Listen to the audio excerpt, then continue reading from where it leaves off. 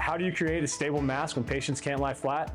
We're answering with a step-by-step tip for making a mask using the AIO cushions.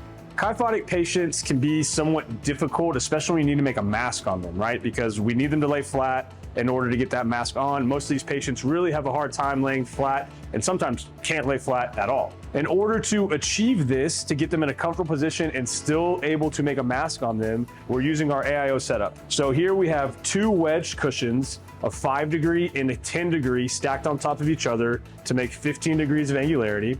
On top of that, we have our secondary base plate. So this secondary base plate has the general slots for mask making.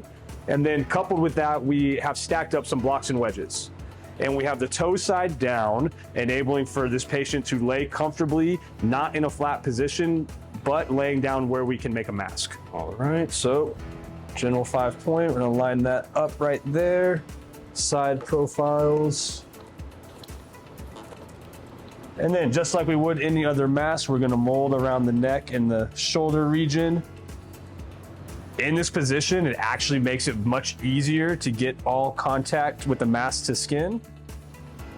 And you can see here, we are getting full coverage everywhere with this mask. Looks great.